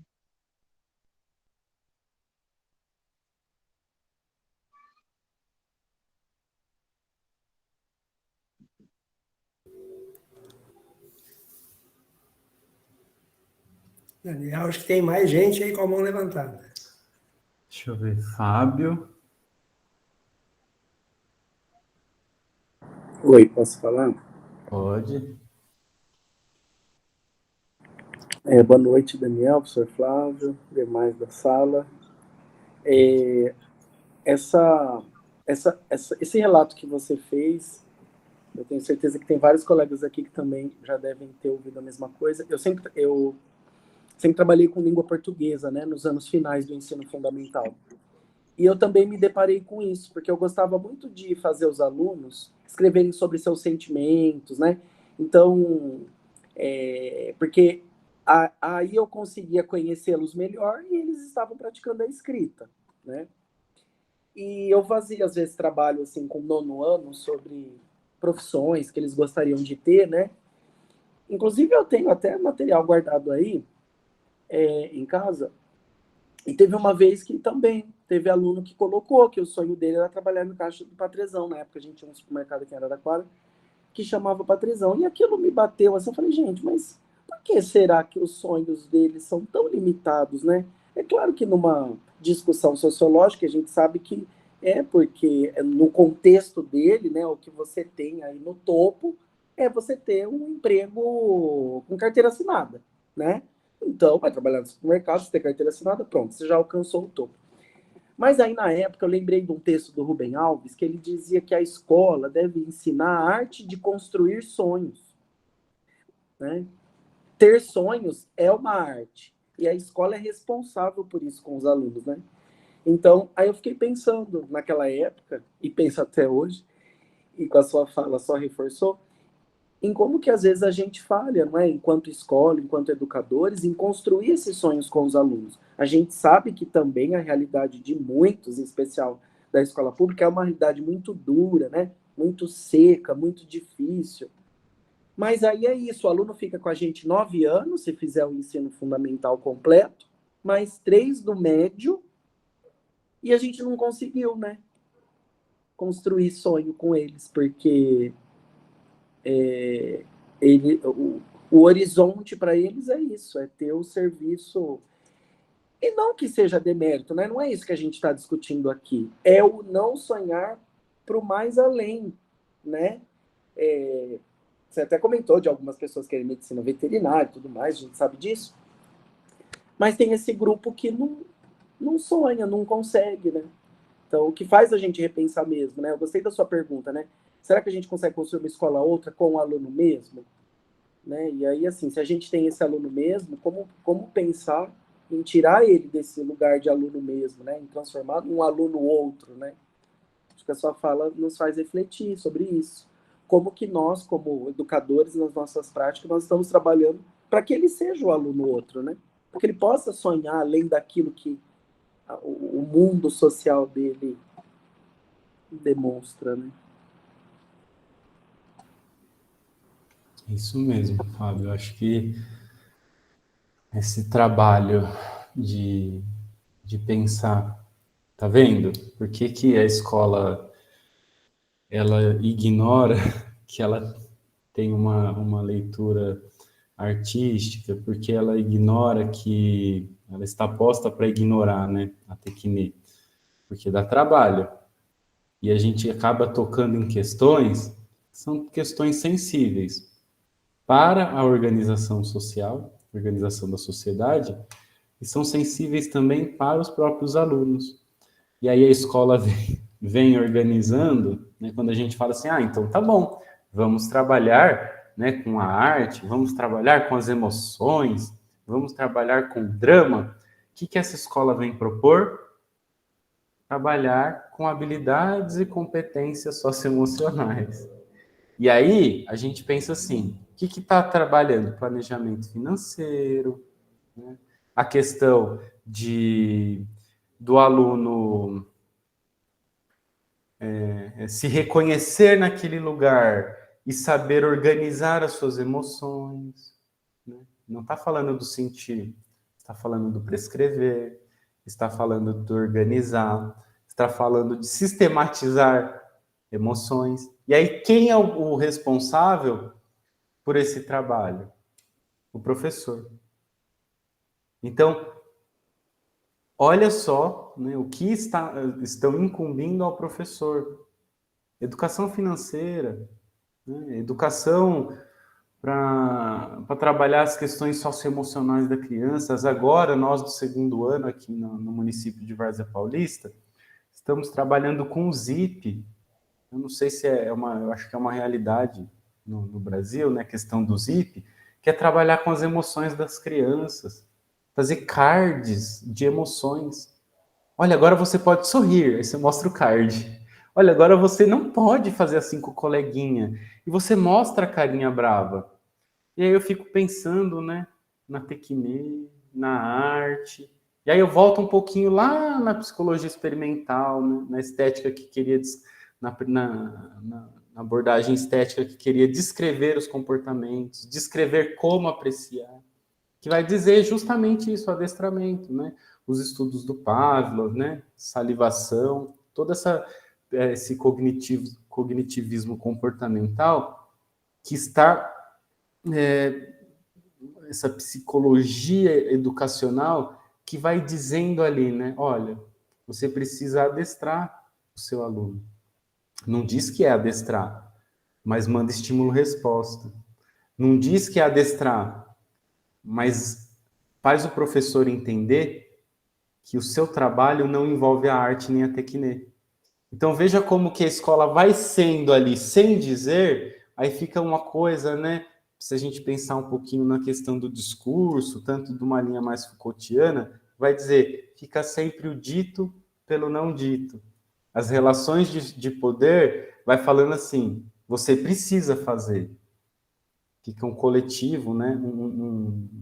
Uma prescrição do senso comum, que depois, quando você fala e você questiona, eles falam assim, mas aonde está dito isso? As habilidades socioemocionais, a gente queria que trabalhava a partir do drama, né? da arte, do teatro, da música. Você não trabalhou porque você não quis. É assim que funciona. Então, eu acho que, né, como que está lá o dito pelo não dito, né, a subjetivação do professor, e é sempre aquela coisa. Eu não disse que era para fazer assim, mas também não permiti que você fizesse de outro jeito. Então, como que é tenso, né, esse processo? A Sheila quer falar.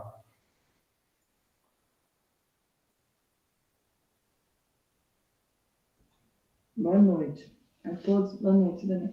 Daniel, eu queria que você me explicasse melhor. O seu trabalho está em cima do autismo e do número de aumento de autismo, é isso? Você já vem estudando ou acompanhando? Eu venho estudando um pouco desde da graduação, né, as questões do autismo, da relação de ensino, do trabalho do professor, porque eu tenho visto na educação especial, ou na educação inclusiva, ou na perspectiva de educação inclusiva, as diferentes nomenclaturas, que é mais possível enxergar, né, esses eu não quero adjetivar, sabe? Essas deficiências, vamos pôr assim. Não, é possível enxergar no aluno com deficiência as defasagens presentes na escola. Por quê? Quando a gente vai trabalhar com aluno com deficiência, a gente vê, não tem estagiário, não tem mobiliário, não tem acessibilidade, e isso grita. Isso grita. Porque enquanto a escola não recebe um aluno com deficiência, ela vai maquiando, né? Ah, tá tudo lindo. Aí chega uma criança com deficiência, aí coloca em xeque a escola. E aí é aquela história, né? Uma colega falou assim, hoje para mim, olha, Daniel, você acredita? Eu estudei tanto, já estudei tanto, mas eu só fui estudar sobre entender um pouquinho o que era o autismo, porque a água bateu na bunda e agora eu acabei de receber um aluno com autismo na sala. É claro, não está falando que é para todo mundo estudar sobre o autismo. Mas eu estou trazendo isso para ilustrar. A escola tenta acordar quando a água bate na bunda. Só que quando a água bate, já é tarde. Porque o aluno já está lá. Porque o ano letivo já está acontecendo. Né? Então, Então, isso. você não acha que essa técnica que a gente tem não produz esse número excessivo de deficiências? Porque também me assusta esse tanto de laudo que a gente tem na escola, né? É tanto transtorno. E aí eu fico pensando que a gente estudou sobre a norma. Aquele que não está dentro da norma também é qualificado, não de anormal, mas como um transtorno, né? Ele não chega a ter uma deficiência, porque a deficiência aí você tem outros graus que você encara. Mas ele tem sempre um transtorno. Seja um TOD, seja um... ele não tem concentração, né? Aí TDAH, e aí outros transtornos, né? Não como o autismo, porque o autismo tem vários graus, mas às vezes até um autismo leve, que não seria um autismo numa outra concepção de escola ou de sala, né? Eu achei muito interessante você falando a questão da TECNE. Como que a TECNE vai produzindo a questão do próprio diagnóstico. Se a gente pensar, vou recapitular rapidamente. O autismo, ele vem lá de 1906, quando ele é descrito pela primeira vez, nos estudos sobre a esquizofrenia. Então, tinha-se a esquizofrenia, tinha uma derivação da esquizofrenia, que não sabiam ao certo, mas essa derivação da esquizofrenia se deu devido às leituras de Piaget que tinha lá em 1900, que era falando sobre a fase autística da criança. Que aos 2 anos a criança fica em si, centrada em si. Tanto é que uma das coisas mais clássicas do autista é que ele é centrado nele, que ele não interage com o outro, que ele não brinca, que ele não joga, que ele não pinta, que ele não canta, que ele só reproduz. Vai vendo, ele só reproduz. Isso é o que se tem. Com o passar dos anos, no contexto da Segunda Guerra Mundial, lá em 1943, um médico austríaco, ele vai fazer um estudo com 9 crianças de família judia. O que aconteceu com os judeus na Segunda Guerra? Então, ele vai fazer o estudo e vai falar, e a mãe se queixava, olha, o meu filho não me olha nos olhos, ele não brinca comigo, ele não interage, ele não sorri. E aí, ele vai começar a descrever esses comportamentos das crianças. E vai chegar na descrição do que seria o autismo. Né? Só que assim, veja, tem um contexto histórico. Tem um contexto histórico de sofrimento muito grande. Inclusive que produziu, né, muito... Se a gente pensar da questão cinematográfica, muito se produziu, tanto sobre a Segunda Guerra, quanto do próprio autismo. E aí, aqui no Brasil, em 2010, que foi quando teve um salto muito grande de números de pessoas com autismo, teve uma novela na Rede Globo, que retratava uma moça com autismo. Então, isso começa a tomar corpo. Começa a tomar corpo, porque até onde eu não sei descrever o que é, eu vou falando, eu tô fora da norma, mas ok, né, eu tô fora da norma. Tantos estão fora da norma. Só que quando eu começo a me reconhecer no outro, vamos pensar na criação do personagem, né? Os modos de vestir, o jeito, a fala, a percepção de mundo. Então eu começo a me reconhecer nesse ser autista. Eu não falo com o outro, eu não gosto de abraço, eu gosto de ficar aqui. E a gente está sofrendo uma turbulência nos instrumentos tecnológicos, não na tecnia do professor, mas nos instrumentos tecnológicos, que vai dizendo assim, com a indústria 4.0, né, das tecnologias digitais. Vai dizendo assim, olha, o professor precisa trabalhar com tablet, olha, as crianças precisam de tablet celular, olha, a gente precisa do computador, e vai dizendo tudo isso. As crianças não vão mais para a rua. As crianças ficam em casa com o celular. E aí, quando chega, e os pais falam assim, olha, no filme, tá assistindo o filme, olha, aquele menino é autista porque ele não faz isso, isso, isso. Começa a olhar o filho. Nossa, meu filho não faz isso, isso, isso. Mas esqueceu que essa criança fica o dia inteiro no celular, fica o dia inteiro no tablet. Na escola, a gente não tem espaço para a criança atuar o seu ser criança. Ela precisa ficar focada no caderno e na folhinha. E aí tudo que ela faz que diz respeito a esse transtorno, né, as características dessa pessoa com autismo, vai dizendo ali que ela vai sendo guiada e produzida a partir disso. Daí começa a dar um boom muito grande de diagnóstico de autismo. Né? Então começa como as produções mesmo do diagnóstico. Então tem crianças na sala que falam assim, gente, isso aqui é uma criança brincando, é uma criança correndo, é uma criança que está fazendo o carrinho. E aí ela vai dizer assim, não, essa criança tem transtorno do espectro autista, porque o que era só autismo não vale mais. Ela precisa estar dentro de um transtorno, de um espectro produzido culturalmente.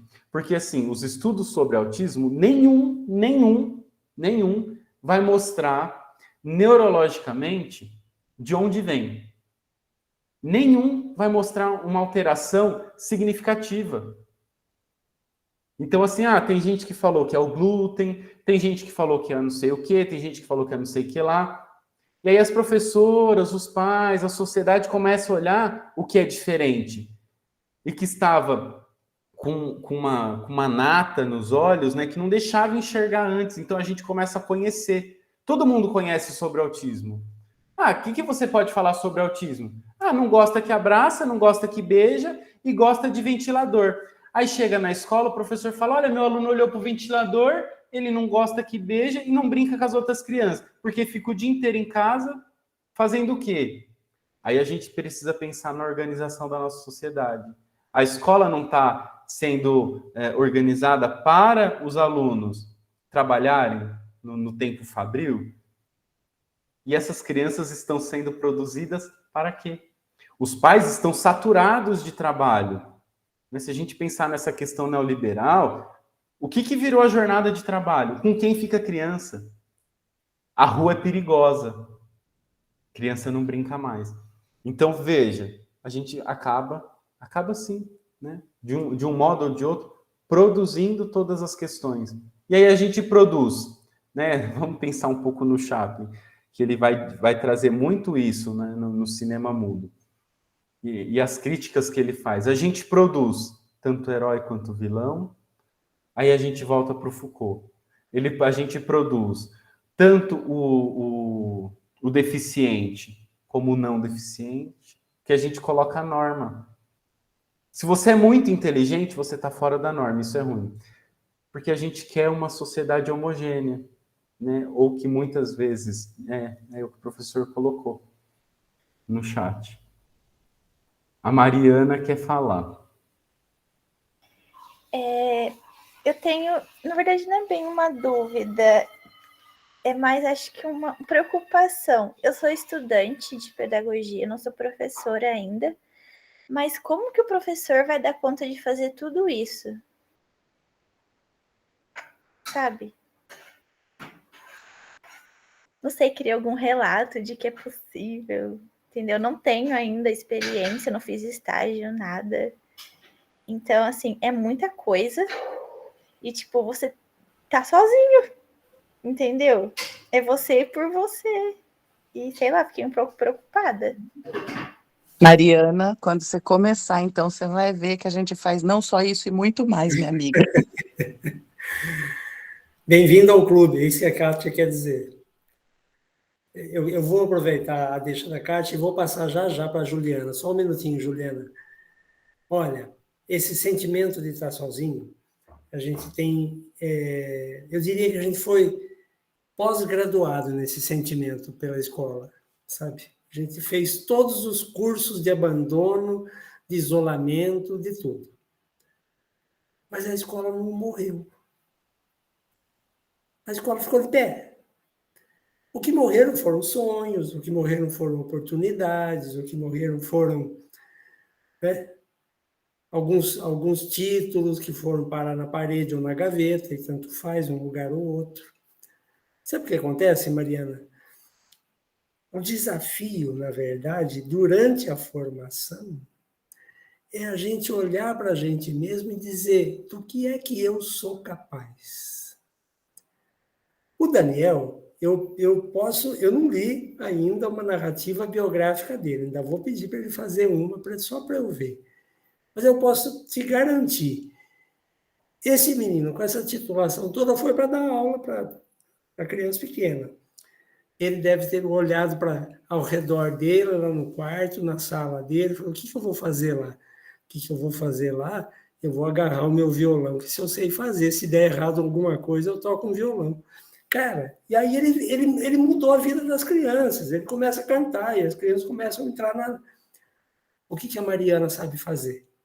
O que a Adriana sabe fazer ou a Ana Paula? Sabe o que é, a Mariana? Você vai ser uma pedagoga única, minha filha. Única porque aquilo que você sabe fazer, só você sabe fazer, não tem outro jeito. Então, relaxa, sabe? Porque sustos melhores virão. Bom, gente, vamos passar para a Juliana, nós estamos caminhando para o final, eu não quero deixar de falar demais. Juliana, cadê você, menina? Você subiu da Professora, a Juliana colocou aqui no chat que ela levantou sem querer, tá? Mas a Fabrina levantou a mão. Vai lá, Fabrina, manda base, manda base. Boa noite, pessoal. O professor, essa semana... Fabrina, fala mais pertinho do seu microfone, está meio baixo. Peraí. Meio improvisado aqui. Tá melhor agora? Agora sim, beleza. Chegou pra gente, lá chega algumas coisas assim de última hora, né? De vez em sempre. Aí, uma orientação que nós vamos ter que trabalhar um desenho com as crianças para a questão do 18 de maio. Mas os desenhos têm que ficar expostos na escola esta semana. A questão da violência sexual. E aí as professoras, esse ano eu estou com o primeiro ano, e as professoras, como que nós vamos falar? Não sei o que eu falei, gente, tá fácil, a gente pega o livro, dá uma olhada no livro de ciência que está falando sobre o corpo humano, a gente leva alguma coisa, conversa sobre o corpo, vê o que eles sabem e tal. E aí teve uma professora que ficou desesperada, porque ela falou, como que eu vou chegar nesse assunto com eles, de proteção, né, de corpo e tal. Aí eu fui fazendo uma conversa com eles hoje, eu estava no livro que falava as 1000 cores, que falava sobre as cores do corpo, do cabelo, dos olhos e tal, e depois pus uma música, e aí eu falei que era para todo mundo dançar, é uma música que eles sabem da creche, que é aquela que fala cabeça, ombro, joelho, pé, e foi indo, né? Aí algumas crianças não dançaram, tal. Eu falei, vocês não conhecem as partes do corpo? E a conversa foi indo. Aí desenhamos um corpo na lousa, falamos de umas partes, do nome das partes, eles nomearam, tal. O que eles fazem com o corpo, aí falaram dos 5 sentidos e foram falando tudo que eles sabiam do corpo. Até chegar onde a gente precisava chegar, que é que eles precisavam ter cuidado, né? Eles chegaram à conclusão que quem manda no corpo deles é a cabeça, né? Que cada um manda no seu próprio corpo e que eles tinham que ter respeito e tal. Então, eu acho que assim, é muito... A gente vai desenvolvendo no dia a dia mesmo, vai juntando os conhecimentos que a gente sabe, né? E vai saindo das folhinhas, porque se a gente ficar só no papel, a gente não consegue alcançar os objetivos, né? E para o final das contas, eu estou fazendo com eles, todo dia a gente faz conversa, conta história, música, e dentro do que a gente tem que trabalhar, e a gente escreve uma frase. E hoje, alguma criança, né, fala, então, o que vocês entenderam? Aí eles vão falando, e aí a gente escolhe uma frase para escrever na lousa, e aí é o que eles escrevem no caderno. E hoje, uma menina falou, cada um tem que cuidar do seu próprio corpo. Então, a aprendizagem das crianças em todos os caminhos, né? A gente tenta cumprir com as coisas que vão, com as demandas que vão chegando aí, tentando, uso um pouco de tudo aí, só para acalmar um pouco a Mariana. No fim, Mariana, no fim tudo dá certo. Era isso que eu queria falar. Isso aí. Professor, eu acho que o horário já avançou, né? Mas eu gostaria de ler um poema do Sérgio Vaz, para a gente encerrar. Eu fui ver ele no Sesc aqui em Jundiaí, e como ele é um poeta da periferia, eu acho muito interessante o que ele escreve. Ele fala assim, e ele faz, né, material, ele vai nas escolas, faz um trabalho nas escolas, e o material dele, o livro dele, está como livro do material didático, né? Foi selecionado. Então, resistir ao lado das pessoas que a gente gosta deixa a luta mais suave. A gente não quebra, entorta. As lágrimas ficam filtradas, o suor mais doce e o sangue mais quente. E sem que a gente percebendo, as coisas começam a mudar à nossa volta. E aquele sonho que parecia impossível acaba virando festa enquanto a gente se revolta. Que maravilha, Daniel. Nossa, poucas palavras, o sujeito resumiu tudo que a gente está tentando falar da Escola Outra, de uma vez só. Mas a poesia tem essa potência, né, gente? Eu, antes de fazer agradecimentos ao Daniel, gostei demais da aula. Me emocionei também, junto com a Adriana, eu vi que a Adriana deu uma limpadinha assim, de repente. Não tem problema não, viu, Adriana? Faz parte. Ser humano é meio assim, sabe? A gente vaza de vez em quando. Tava difícil, viu? Hoje o Daniel ele conseguiu chegar em lugares que a câmera precisou ficar fechada. Olha só, então. Faz parte. Aqui é assim, é um perigo esse curso aqui, entende? Eu queria falar 3 coisas bem rápidas para vocês. Nós vamos encerrar às 9. Primeiro que uma das coisas que o Daniel abordou, eu queria falar muito rapidamente, que a gente às vezes usa meio junto, e são coisas diferentes, que estão no mesmo campo, mas são coisas diferentes, que é o sentido e o significado. E isso tem muito a ver com o tema dessa aula e com o tema do curso, né? Se a gente quer mudar alguma coisa, a gente precisa perguntar o que faz sentido e o que as coisas significam. Mas as perguntas são diferentes. Lembrando, olha, sentido tem algo que move a gente. E esse algo se chama desejo. Desejo de quê? De 2 coisas. De aprender e desejo do outro. O ser humano é assim. A gente nasce para aprender.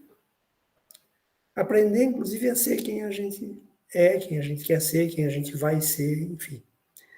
Então, o sentido das coisas não está nas coisas, mas está na relação das pessoas com as coisas. com as coisas, com os outros, com as ideias, com a poesia, com a lágrima, etc, etc, com a música.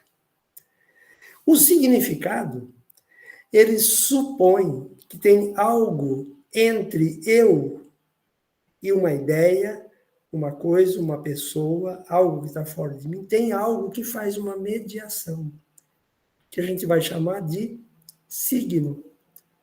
O que é signo? Estou falando do ponto de vista linguístico, tá? Não tem nada a ver com zodíaco.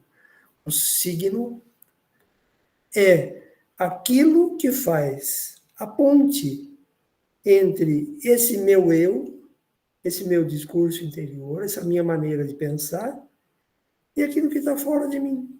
O outro, o mundo, as coisas, as notícias, as tristezas, as alegrias, as crianças, a aula, o planejamento, está tudo fora de mim.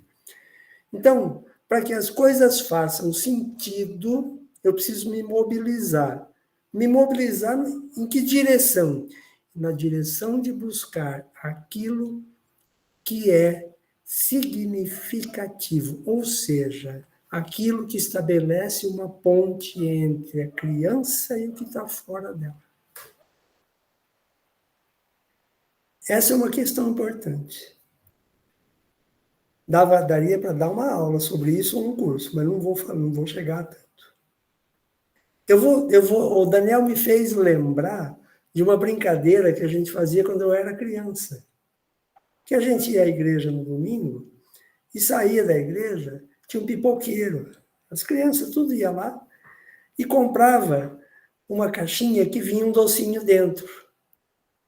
E junto com o docinho, ou dentro da caixinha, ou pelo lado de fora, preso nela, vinha um óculos de plástico. E cada um comprava um de uma cor. De que é que a gente brincava depois?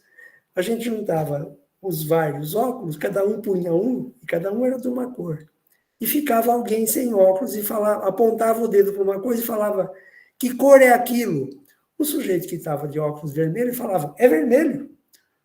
O outro já brigava, falava, não, você não está vendo que é azul? O outro falava, não, é amarelo. Eu nunca me esqueço dessa brincadeira, porque a gente está brincando dela até hoje. Sabe o que eu quero dizer, né? Cada um aprecia o mundo com a sua forma de ver o mundo. Isso é a subjetividade que vai se formando na gente ao longo da vida. A forma de apreciar o mundo. E por último, eu ouvi várias coisas aqui, os relatos do Daniel e alguns que participaram, para dizer que está fora da gente a possibilidade de mudança. Tem gente falando assim, até hoje. Ah, mas não dá para mudar. Por que não dá? Ah, é o sistema. Gente, eu já avisei, se eu encontrar com esse tal de sistema na rua, um dos dois não vai sair vivo do encontro. Porque ele é culpado de muita coisa, esse camarada. É quando a gente não quer, não deseja a mudança, a gente joga a culpa para aquilo que está fora da gente. Mudar é sempre possível, inclusive de dentro para fora. Gente, agradeço imensamente ao Daniel, essa aula muito simpática, muito emocionante, com essa delicadeza de falar, com essa generosidade toda. Né? Antes, a gente já tivesse trazido o Daniel. Vamos ver se a gente convence ele a vir mais vezes, trazer mais coisas para compartilhar com a gente. Agora é aquela hora de abrir a câmera e falar um tchauzinho, boa noite. Foi bom ter você aqui. Todos. Boa noite a todos. Boa Obrigado, Daniel. noite a todos. Obrigada, Daniel. Boa noite. Um grande abraço. Boa noite a todos. Boa noite, gente. Boa noite. Boa noite. Boa noite. Uhum.